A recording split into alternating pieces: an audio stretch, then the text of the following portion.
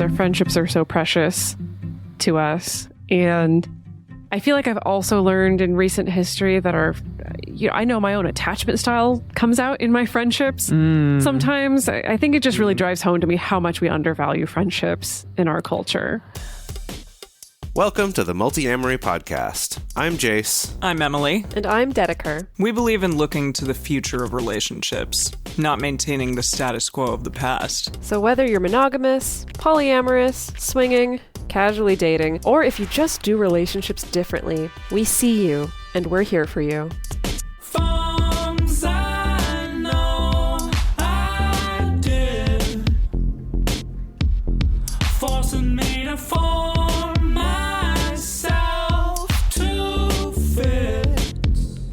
On this episode of the Multiamory podcast, we're talking about friendship breakups. We've done a ton of episodes over the years about romantic relationship breakups or how relationships transition into something different than they previously were. But what happens when you and a friend part ways? Today, we're going to be discussing some of the reasons why friendships end, some statistics on friendship breakups, and then we're going to talk about how to get over those, some things you can apply, and is it possible to reconcile after a friendship breakup? And is that even something that you should want? A lot of things to get into with this. And as always, on this show, we realize that relationships are just relationships, whether we call them friendships or romantic relationships or whatever. So actually, in prepping this and talking about this together, we just saw so many parallels with other types of relationships, whether it's family, whether it's friends, whether it's professional acquaintances or romantic relationships. So I think there's a lot of value here, though, in looking at some of the research and some of the things people have written on this subject. I wanted to talk about this topic because this happened to me recently. I had friends that I was quite close to that sort of like dropped me pretty suddenly without much explanation or any interest in making amends. And it was really painful for a while. And I kind of went through the multiple stages of grief. It felt like, denial and hoping that eventually, it would come. I would be able to come back and reconcile with them. And finally, after a while, I just got to the acceptance stage and realized that it was pretty much done. And I think the only chance for reconciliation is going to happen if it's on their end, because my multiple times of reaching out has yielded no good results. So that is what it is. I am surprised by this breakup. Like, I didn't really think that anything that happened merited the response that ended up occurring. So that's interesting as well. And I just wanted to talk about it further, especially with the two of you, because you have a lot of life experience, and I'm fascinated to know if anything like this has happened in either of your lives. Yeah, I was sitting and thinking about it, and I think in my adult life, I haven't necessarily had a friendship breakup. I've had the drifting away, we don't talk so much anymore, or maybe you were weird one time, so I don't talk to you as much, but it wasn't necessarily a close relationship, right? I think the last time I had a close relationship breakup was when I was a teenager. Wow. That was the last time. And that was a lot of different life factors involved, where my best friend, who had been my best friend since elementary school, in middle school, her dad died. And I think that really spun her out, and she started hanging out with a bad crowd. And at one point she had to be institutionalized, it was bad.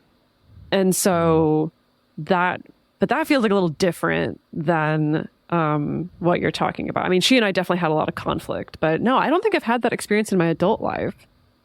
I've talked to a lot of people who have, though. So I know it seems like it's a pretty common occurrence. Yeah, I feel like, again, for me, most of mine have been that kind of, maybe we just find that we're not getting along as well anymore and we kind of drift apart. Maybe there's some attempts at connection that just aren't received, and then it kind of drifts away. But the one that comes to mind in terms of a friend breakup was a friend who, we'd been friends for several years, since middle school. through college. And one day he just stopped ever speaking to me. And we didn't live in the same state or anything, so it wasn't like he would ignore me in the hall or anything like that, but just like stopped responding to any messages, any calls, any emails, anything. And I actually think that in this case it was my fault, at least a little bit, at least mostly. That basically what I'm pretty sure precipitated it was a conversation we had about religion.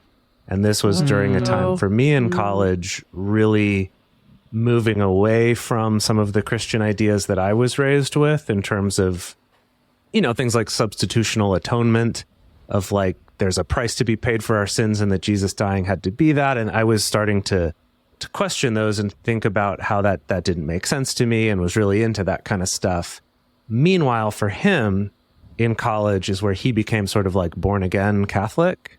And so he was moving in this very opposite direction. Yeah, and we had not really melted together so well. No. Right. And we had this conversation at his house once when I was visiting him, during college, like senior year of college, and had what to me was like a lively intellectual debate. And I think to him was a deeply upsetting, really offensive conversation. Sure. I didn't realize that till afterward. And I've since then, like many years later, kind of like tried to see if maybe I could reach out, but haven't been able to find his contact information. But I guess part of me holds out hope that I know I've chilled a little bit on those opinions since then, and I would hope that maybe he has too, and maybe there could be some hope for that. But this has also now been 17 years or something like that. So who knows? Yeah. Wow, that's rough. Yeah. That is rough. Yeah. I think that does tend to happen and be a reason why people drift apart or cataclysmically have big changes of heart about one another, is because if they're going through something really emotional in terms of getting more deeply ingrained into their values or into a newer value system, like it sounds like your friend did perhaps, and that's just fundamentally sort of opposed to what you believe or different enough that it may change the way that they feel about you. I know my friend Tina, when I was delving into polyamory, as you know, Jase, she was very, very against it, and she was getting married at the time and felt that it was fundamentally opposed to what her value system lined up with in terms of wanting to be monogamous and married and all of those things. So that kept us apart and not nearly as close as we had been for a number of years. But we did reconcile that relationship, and that's great. But it doesn't always happen. Mm-hmm. Yeah. Yeah. So let's talk a little bit about just some statistics. What is normal? What have we seen in terms of friendships from a research point of view? And so this comes from a couple different studies that were both had Gerald Molenhorst, who's a Dutch sociologist, as well as a couple other researchers, Beate Volker and Henk Flap. Fun names to say, but basically in a couple different studies, what they found looking at people over time is that over a 7-year period, people's social circle, so both their close friends as well as kind of their larger social network. And this, to keep in mind, we're talking more like early 2000s. So this is less of a social network in the way we think of it now in an online way, but more of an actual social network of people that you're connected to. But they found that over that period, the size of one's friend group and your sort of larger social network tends to stay about the same, tends to stay consistent, but the people who are in that does change. And that in their research, at least, over the course of 7 years, they found that only about 30% of the close friendships were still the same people as they were 7 years prior.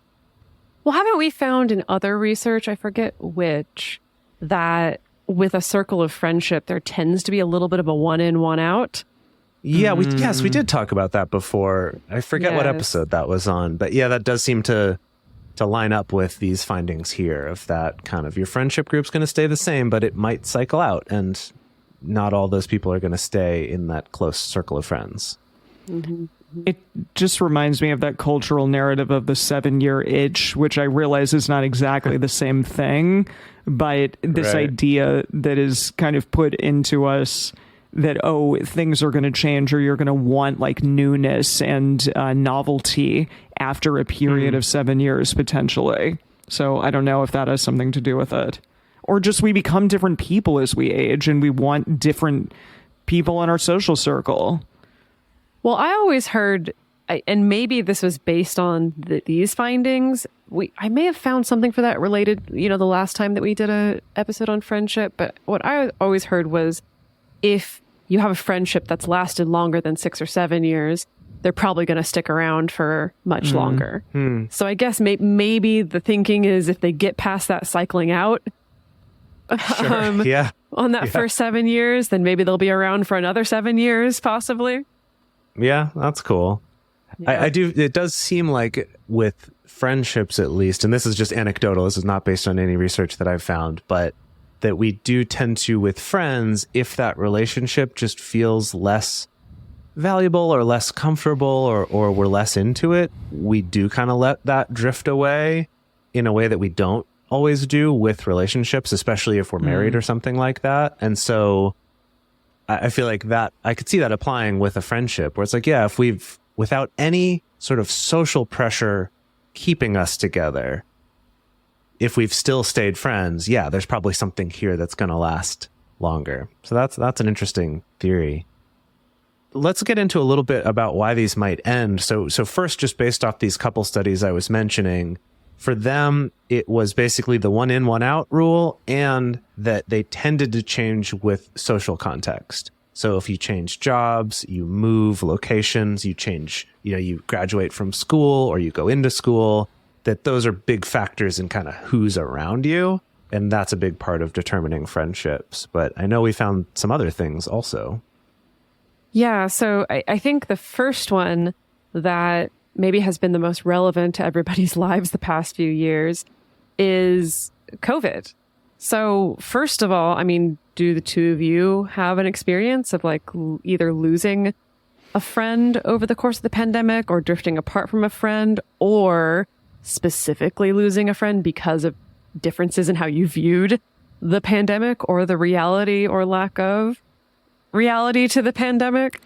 Generally, the people that I've been around have all kind of been similar in terms of my level of, I think, wanting to be masked or being vaccinated, things around those. Honestly, when I wrote this question, Dedeker, I thought more about you and some of your family members, and thinking a little bit along those lines of, maybe, especially in families that have deep divides on this issue. I know that some of my family members that I talk to less regularly, I've heard of them having deep divides in terms of this issue. And one person really wanting to be vaccinated and wanting to stay away from others and social distance and things like that, versus people who are just, yeah, whatever, we're going to do anything that we want.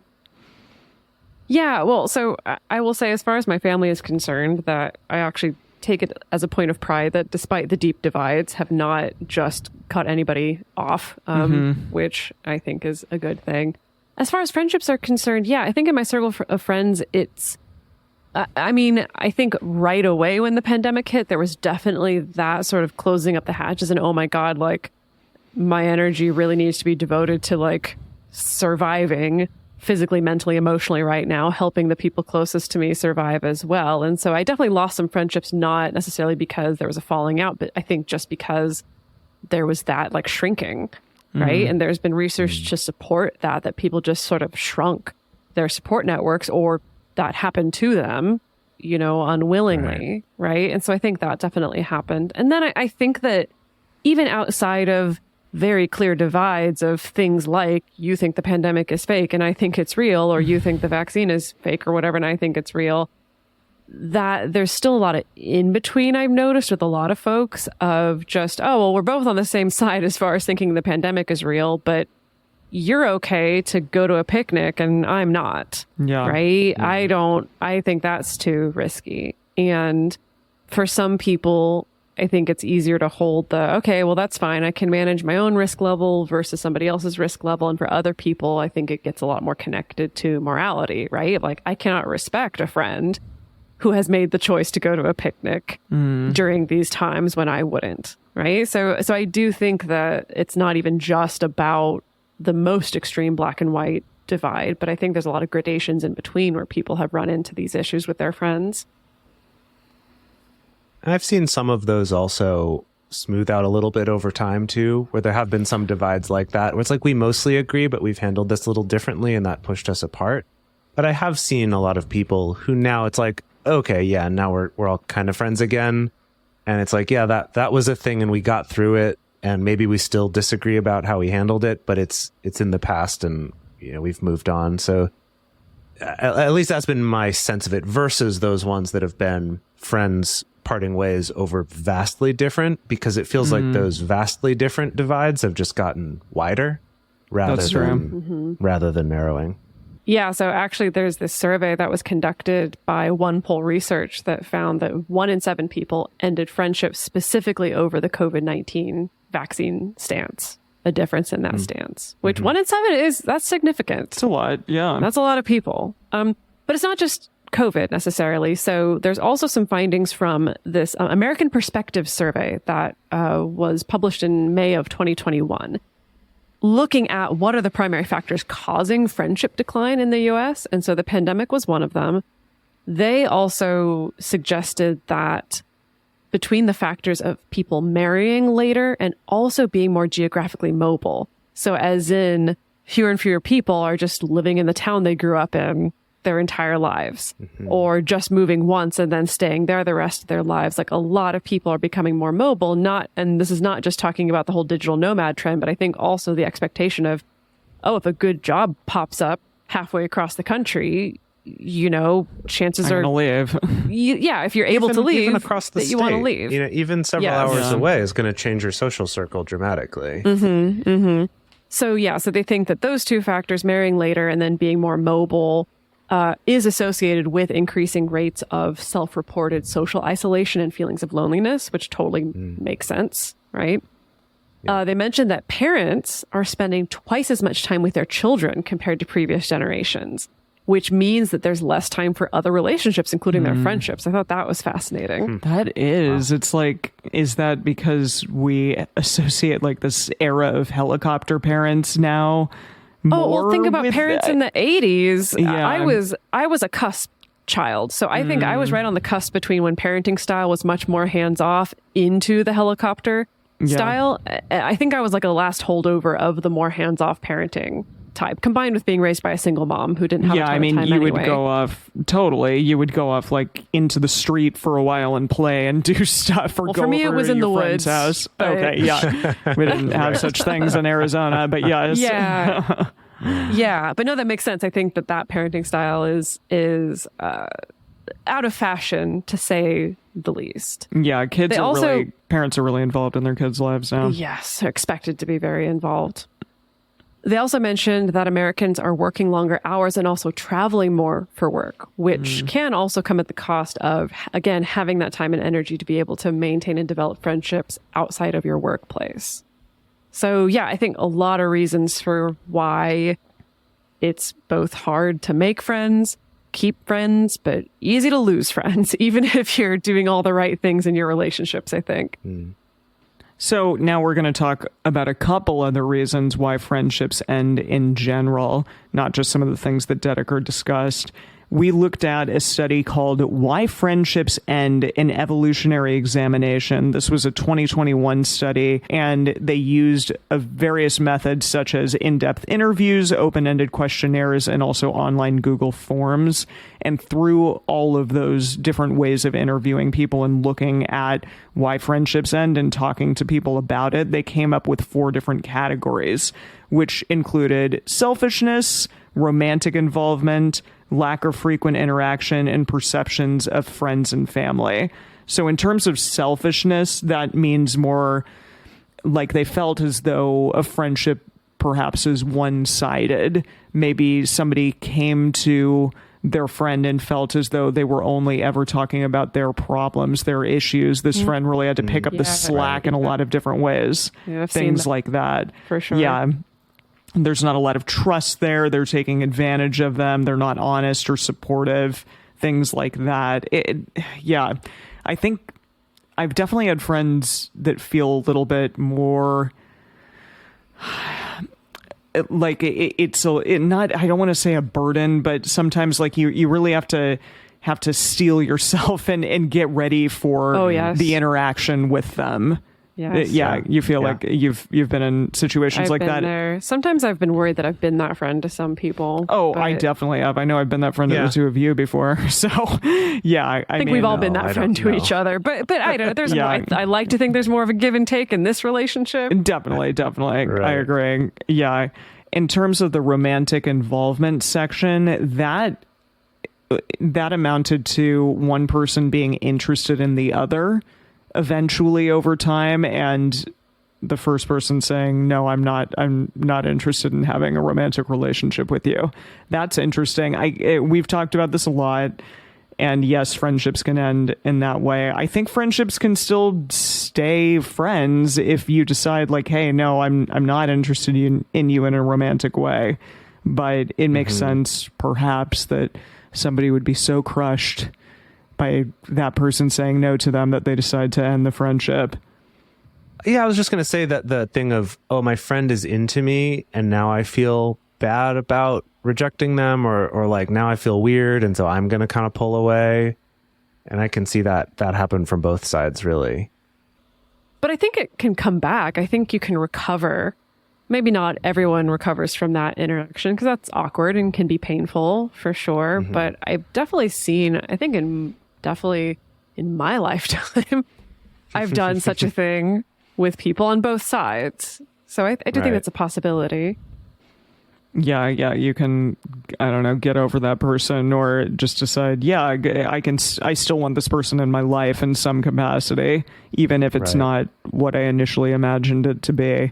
And in terms of the lack of frequent interaction, we talked about that already, that just things tend to fade over time if you move to a different state, or you just simply kind of lose interest in the same thing that was holding your friendship together, stuff along those lines. Or you start playing WoW, or a number of things. So many friends that I lost. Yeah. Right. Yeah, stuff like that. And then finally, the perception of friends and family.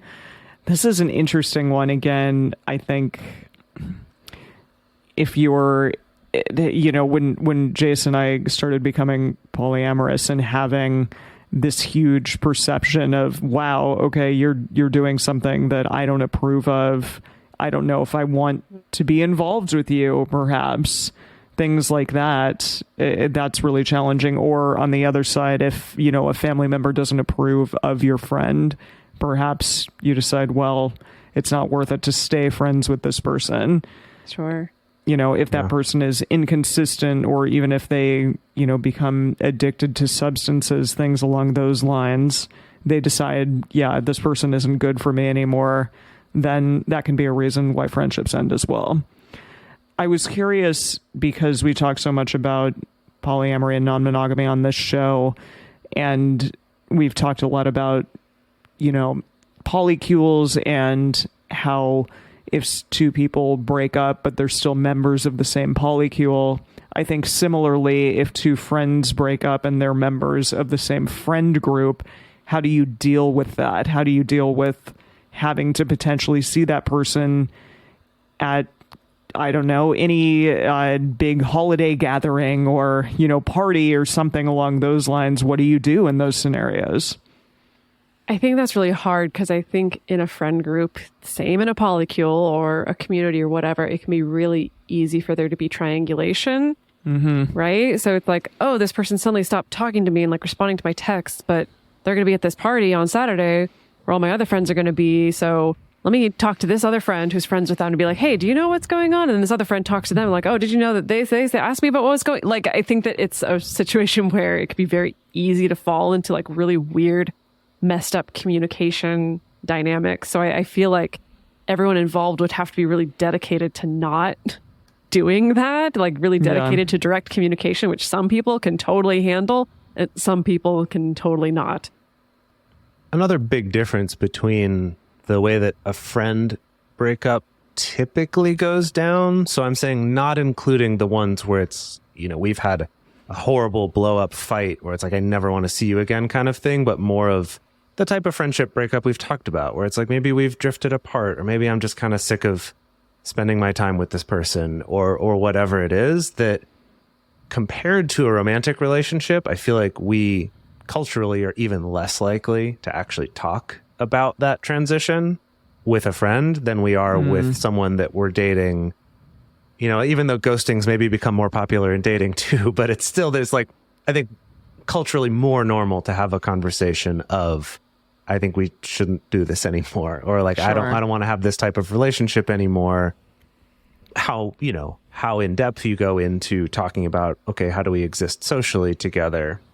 Maybe still doesn't happen, but at least there's some clarity. Whereas like you were saying, Dedeker, with that friend group thing of, if it's kind of drifting apart, it's that weird, like, are we friends still? Are we not? I don't know. That's true. And I can see in some ways maybe that makes it easier to be in the social group if you're able to also be like, well, whatever, I'm not going to worry about it, and then it's fine. There didn't have to be a breakup that everyone needs to know about.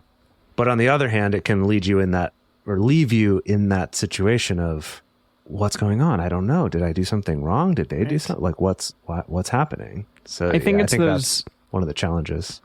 Those big blow-ups that happen, those are the ones that are really scary in terms of, getting into a scenario where you're seeing multiple friends at once, and then that one that you had a big falling out with happens to be there as well. Yeah. It's challenging. And friends feeling like they need to choose sides and stuff totally. like that. Same as it's often like a divorce. Happens in a breakup. Yeah. Right. Yeah. As far as how to deal with it, I mean, the truth is, and sort of the multiamory stance is actually having conversations and communicating more explicitly, not only with that person themselves, but also with the other people about what you hope for, what your expectations are, things like that is a great thing, but that is really hard to do. And especially if you're in a friend group that's not accustomed to that they're not on board with also like, yeah, let's talk explicitly about this. I'm just thinking of, I've done this sometimes as the other person, like as the friend in the friend group, of kind of making it clear to, whichever side of the friendship breakup or the romantic breakup of, hey, look, I'm friends with both of you. I'm going to keep being friends with both of you. So please don't expect me to take your side or theirs. And that, it depends on the situation, of course. Sometimes it's been like, no, you're my friend, not that other person. I'm kind of glad they're gone. Right. Like it can go both ways, but I do at least try to sometimes express that of, look, I'm not going to choose between you. So don't feel like you're pressured to have that happen or be worried about that happening to you. So that's at least a little bit that I could do from the outside, but it is a hard thing to get more people on board with that kind of conversation. Definitely. Now we're going to go on to talking about some things that you can be aware of and things to think about to help get over a friendship breakup and process that, as well as some ways that you could reconcile with a friend. But first, we're going to take a quick break to talk about some ways that you can support this show. If this is content that you value, that you think that this is worthwhile, and you want more people to have access to this, taking a moment to listen to our advertisers and check out our Patreon is a great way to support this show and help enable us to keep this content coming to everyone out there every week for free. And we're back, and we're going to be diving into, if you're going through a friendship breakup, how do you get over that shit? Like, what are you supposed to do?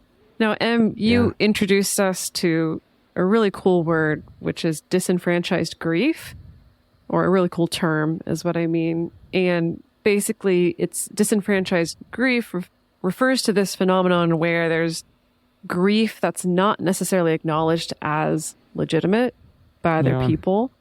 And I think a lot of people can relate to this. So losing a pet is one that I've run into with some people. where, yes, we can all acknowledge that it's sad and it's hard, but sometimes, like, if you're sad for longer than a few days, or you're in mourning for a long time over losing an animal, I think there is this social perception of, well, come on, it was just an animal, or you can get another cat, or yes, yeah, right. And that's just not the way that our hearts work. Mm-hmm. And in the same vein, I think non-monogamous people sometimes run into this of, oh, you're going through a breakup. Well, you have another partner, so you'll probably be fine. Or you're even actively dating, like, so it's okay. You'll get over it. So it is this idea of it's judged by society as too small or insignificant, or maybe from the outside someone says, ooh, that relationship just doesn't seem like it was that close or is too distant. And so we don't make the same space for it or give it the same weight as we would if someone's romantic partner broke up with them. I think another great example of this goes back to what we talked about earlier is friend breakups or breakups or separation from family over religious or political disagreement. Because I do think there's that thing of, I cut out this family member because of, their political beliefs right now, or their judgment of my gender identity or sexual identity or something like that. And kind of within your social group, there can be that sense of like, yeah, fuck that person. You're better off without them. But for you, it's like, this was still a family member or maybe a close friend for a long time or something. And so there is grief that often is like not respected. The fact that there is also grief to process, and that it's not just like, yeah, you're better off, whatever. Right. It's confusion as well, especially in situations like that. I know that I'm not particularly close with my brother anymore for a variety of reasons. And I, as much as I know it's the right thing to do for me, I also feel worried that, well, this is a way for me to connect to that side of my family that I don't know very well. And so I'm confused about, should I really try to be more interactive with him in ways, or is it really okay for me to just say, no, this isn't okay. This isn't a thing that I should be doing that's healthy for me. And it's challenging. There's just so many different factors in terms of friends and family. Should we stay with them? Should we not? Just because, well, they connected us to a part of ourselves that we don't get to connect to otherwise, or is it really okay to say, no, this isn't healthy for me? Yeah, I think the confusion, you really hit the nail on the head there, because I think you can be having that experience of, I know this is the right thing. And also it's still very sad. Yeah. With all kinds of relationships. Also, it's grief. And so I think that if you're in this position, the first thing is to create space around that for you to view your pain as legitimate, right? You may not get the same sympathy or people offering support in the same way that they would if they learned that you just went through a breakup with a romantic partner. And expecting that. And so that means that you kind of need to do double duty of reminding yourself that this is legitimate pain, right? That this isn't grief to be minimized or to just be cast by the wayside. Like that this is serious, regardless of the way that the friendship ended, that it's still legitimate to have this grief. Additionally, one should practice self-care, which we talk about a lot on this show. But in terms of having a big friend breakup, you should practice self-care in a similar way that you might to having a romantic breakup. And that includes things like trying to avoid rumination, which, boy, oh boy, I did all over the place. What could I have done differently? If I hadn't done this thing, would the outcome have been different? If I can say I'm sorry or try to reconcile in a certain way, would they maybe want to come back? Things like that. It doesn't necessarily lead anywhere, depending on whether or not that person is someone who would be interested in reconciliation. And I found in terms of what I went through, that wasn't going to happen. So just ruminating about it wasn't a productive thing for me to be doing. Also, self-soothing tactic is exercise. I'm a big proponent of that for sure. Go out, do do something to get yourself outside of yourself. Think about something else, whether that's taking a walk, going and hitting the gym, something along those lines. Go exercise in a way that makes you feel good about yourself. Also talk to someone. Wow, I talked to my therapist so much about this particular situation. I'm sure she was sick of it, but that's kind of what they're there for. So I really appreciated her insight. And ultimately it did allow me to get to that step of, I feel like I'm moving past this and past this pain in a way, just because I was able to kind of go through those stages of grief with her. You can also maybe try a new friend group. That's an interesting thing to do. And to me, that means maybe putting yourself in a situation like taking a class or something that would make you visit and talk to and discover new exciting things that you may not have done otherwise, and find people that are interested in things that you might be interested in as well.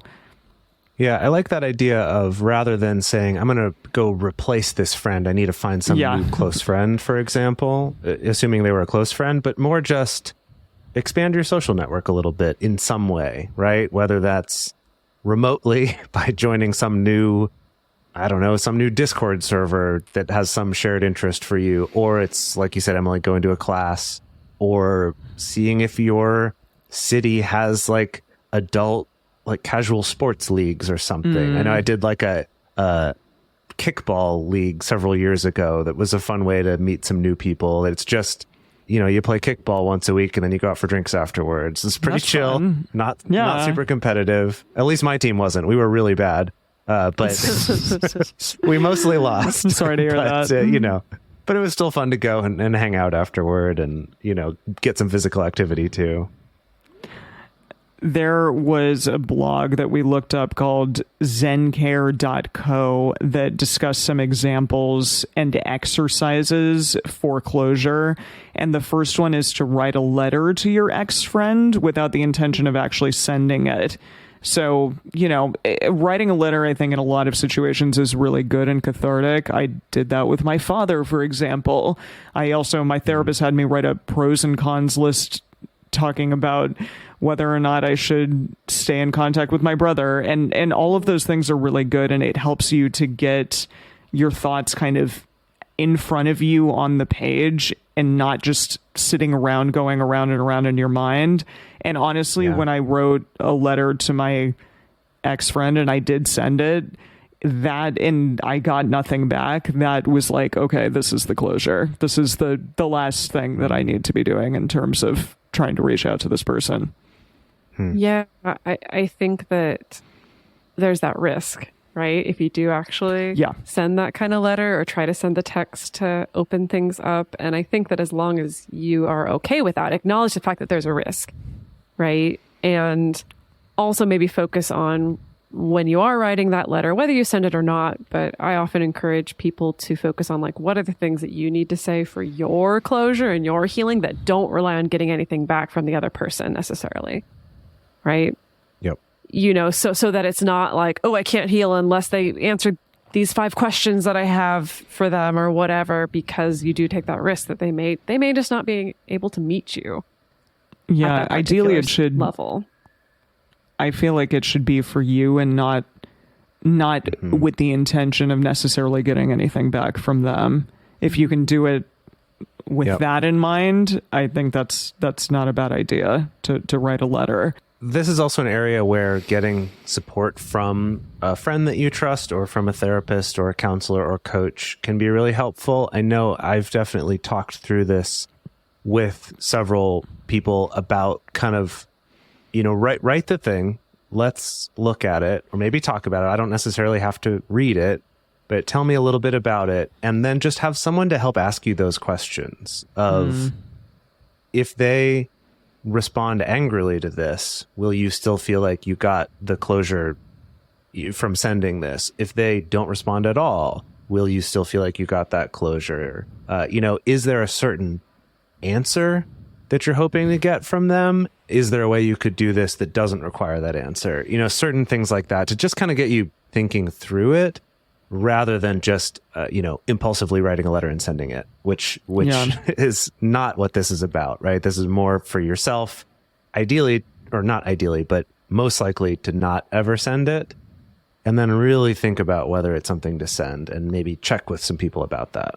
And with that, let's move into, can we reconcile? Is this a thing that we should try to do?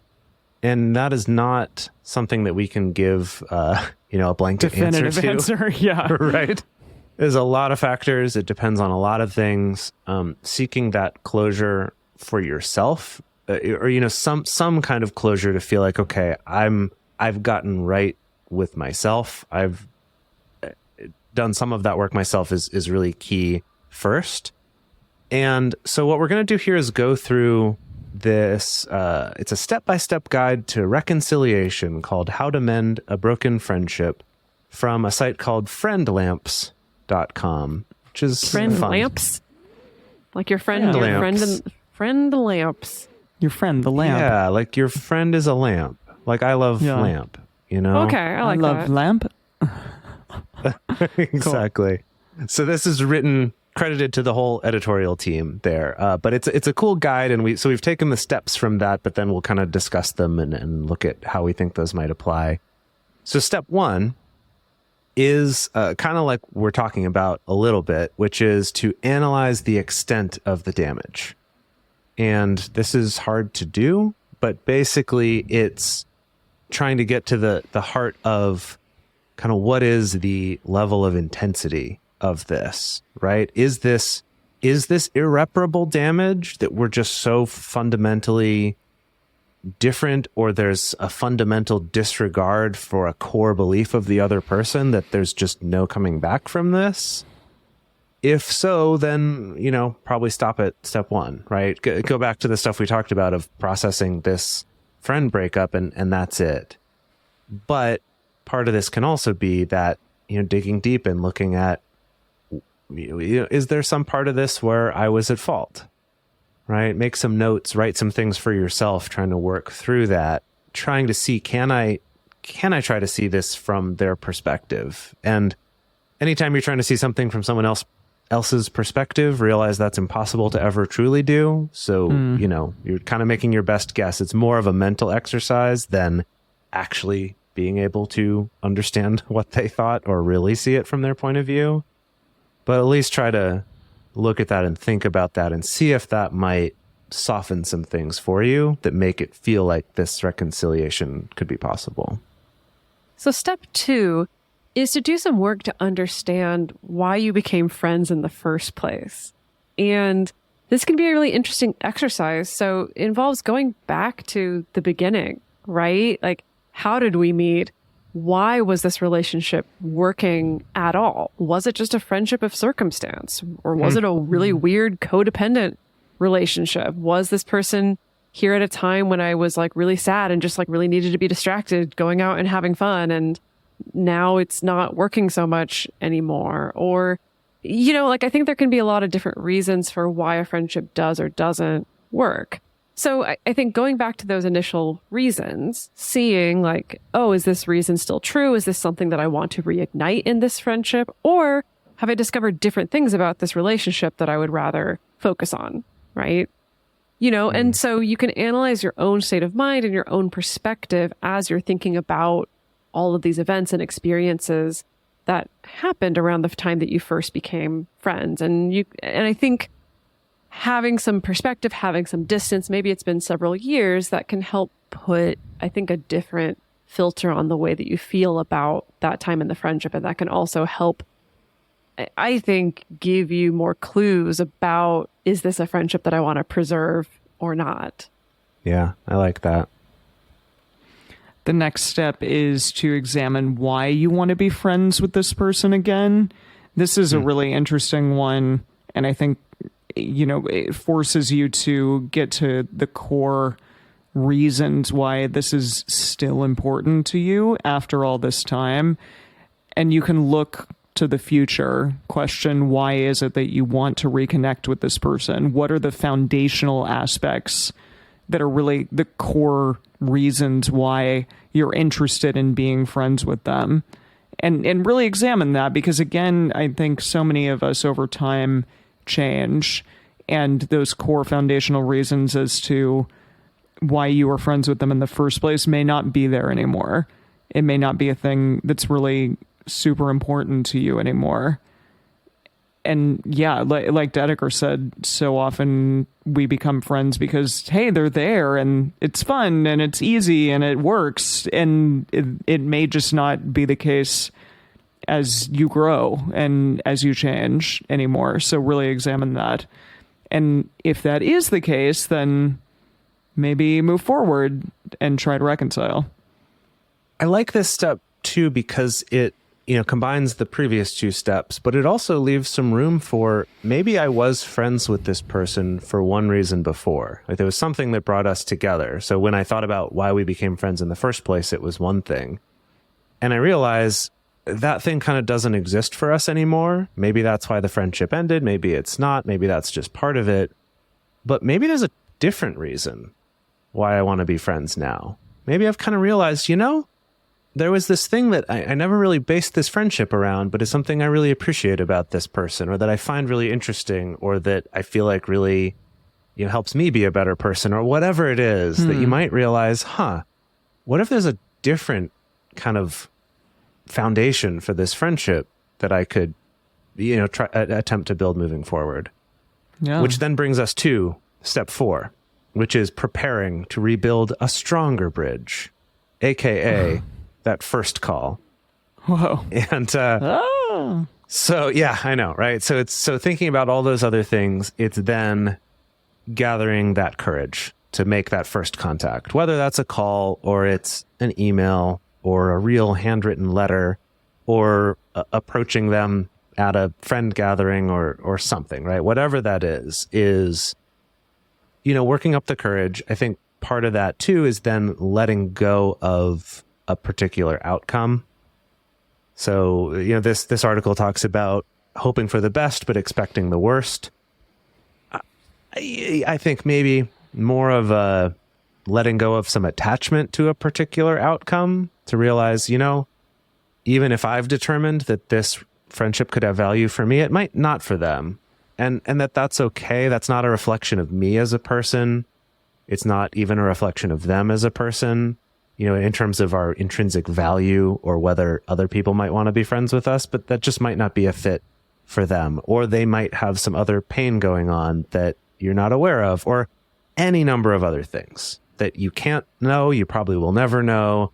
So kind of preparing yourself for that, of realizing I have no control over their side of it, and I shouldn't try to control it. Because if I do that, that's, potentially not respecting their consent or just being coercive or whatever. And I know it's like we want what we want, but kind of understanding. But also they have an equal part in this choice, and they might not choose the same thing that I would. Totally. And if this is a phone call, having some notes handy to help you remember, these are the key things I wanted to say to help keep you on track, maybe so you don't go off on too much of a tangent. Or if it is an email or a letter, maybe that is something that you could review with someone to kind of really get to, what's the heart of this, but also not make it too overblown, to make sure that you're approaching it from a place of not requiring a certain kind of response or trying to manipulate them into a certain kind of response. All of that, having someone to help reflect on that with you can be really helpful. Finally, the last step is to, if you actually get a response from the person saying, yes, they want to talk to you or meet you or something along those lines, this last step is the approaching of a friend turned stranger. So when you do this, keep the initial conversation short. Be ready to have a second conversation immediately whenever it is that you or they may want to have that second conversation. Keep those notes that Jase talked about in the previous step handy, again, so that you're not going off on a tangent, but that you can kind of be direct and succinct. And then follow this 3-part sequence, which is recollect, reminisce, and gain agreement along with a next meeting time. So that first part is, telling them, discussing with them, I'm sorry that we had a falling out. Briefly touch on the reason, but try to point out this is in the past. We can move past this potentially. Don't skim over it, but maybe don't dwell on it too terribly long. And also allow them to air their frustration. If they really want to discuss with you, hey, these are the things that I'm not okay with that occurred, let that happen. I think especially with us, like, we love communication, and this is a really good time to communicate about that. One of the hardest things for me was feeling as though the response that I got in terms of this friendship breakup, the response that I got to what occurred felt really out of place and just sort of wacky to me. Why did this friendship end over that and this kind of misunderstanding? And all of a sudden it became well, now we're just not talking anymore, and I'm not going to respond to anything, any, type of making amends or reaching out or any of those things. And being left in the dark for me was really, really hard. And so I think if you have the opportunity to reach out to someone and they're going to talk to you about it, to me, that would have felt much better than just completely being left in the dark about what is it that actually went on here. So I have in the works an episode about regret. And so this will be maybe a very tiny little preview about that. But basically, this is based on the work of Daniel Pink, who researched regrets across the world, like huge survey, and found that there's 4 main categories of what people have regrets about. And I'm only going to tell you about one. You'll have to listen to this future episode to learn about the other 3. But I'll have to be involved in the future episode to learn about the other 3. Yes. But yes. One of the top 4 regrets globally is what he calls regrets of connection, which usually is, I wish that I had connected, or I wish I'd reached out.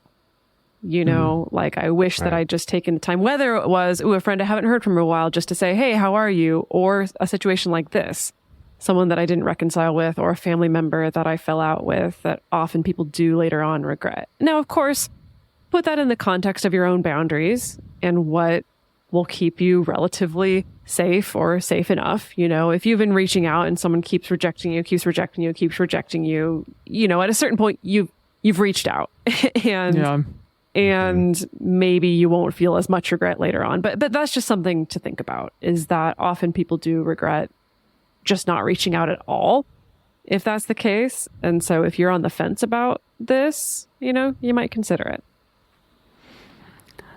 The last 2 steps are to reminisce about the old days. I like that idea. And then finally, gain agreement. Ask this person, hey, do you want to be friends again? Is that something that you're interested in? And respect whatever it is that they tell you. Because if you get a yes, then you can discuss, okay, let's figure out next steps here. Are we going to have another meeting time? Do we want to talk about this further? Don't necessarily push for a yes right away. But I think the other part of this is, if they say no, then you really need to respect that.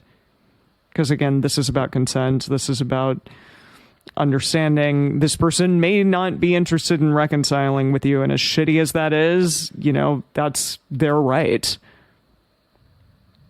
I think that it's worth realizing that no might also look like, let me think about it. Or, I'm not sure that to kind of, it's not a clear no, because you might get a clear no, go to hell. But if it is that, to realize that that's not a, let me think about it. Okay, let's hang out next week. But kind of okay, maybe they do need to think about it. And maybe for them, that's the only way they're comfortable with saying no. Or maybe it really is. They just need to think about it. Because maybe they hadn't done the work that you've done now to work on, okay, yeah, let me reconcile and come to grips with, how this has changed, what I might have done, and all that. Maybe they do actually need some time for that. But in either case, like Emily said, to not push for a yes or for some shape of this if they're not also enthusiastic about that. Did we learn something today? Oh, gosh. Well, I feel like what I learned time and time again is our friendships are so precious to us. And I feel like I've also learned in recent history that I know my own attachment style comes out in my friendships. Sometimes I think it just really drives home to me how much we undervalue friendships in our culture. Both from just how important they are to how painful a friendship ending can be. Yeah, I mean, I think it's another testament to how much I value the two of you, because like this is such a solid friendship with the two of you in my life, and it's not unpredictable. And those friends that I've had over the years, including this one that just ended that was super unpredictable, it made me feel pretty unsafe. And I think if I've learned anything from this situation that I went through, it's that I really appreciate people in my life who are safe and who I know they're going to be steady and steadfast in what it is that they're doing with me and with themselves. And I don't ever have to worry about that. So thanks again for being so great in that way, among many others. Gosh. Yeah. Thank you for also being pretty darn steady and safe. Cool. Yeah, Yay. definitely. Yeah. No, it is making me think a lot about the relationships of my friendships that have lasted longer than that 7 years we talked about before. Totally. Yeah. Interesting. Yeah. That like when I look at some of those, or like this one, yeah, like these ones, but also others, and thinking about how, they've definitely changed over time, and we've had times of being really close, like living together as roommates with friends, to not being as in touch, to getting back in touch, and our lives have changed. We've had very different jobs. They've had kids. We've been in different romantic relationships during that time, and how it's changed, but there's a certain amount of steadiness there versus other relationships, which have also been really valuable to me, but have kind of come and it's like, we didn't have a breakup necessarily, but we're not really close friends anymore either. And that there's also value there, and that's also okay. And it's not like, it's a failure because it ended. And again, that goes back to how we think about, right. It goes back to thinking about how we talk about relationships of like, it's a failure if it ended. And it's like, well, is it though? I mean, there's also a lot of great stuff that could have come out of that. So I don't know. It's just getting me thinking about all those things and all my different relationships in my life. Yeah, I love that. Well, we want to hear from you. Our question this week for our Instagram stories is, have you ever ended a friendship? Did you ever reconcile, or was it done for good? And if you want to discuss this episode more, the best place to share your thoughts with other listeners is in the episode discussion channel in our Discord server, or you can post in our private Facebook group. You can get access to these groups and join our exclusive community by going to patreon.com/multiamory. In addition, you can share with us publicly on Twitter, Facebook, or Instagram. Multiamory is created and produced by Jase, Lindgren, Dedeker, Winston, and me, Emily Matlack. Our episodes are edited by Mauricio Balvanera. This episode was researched by M. Mays.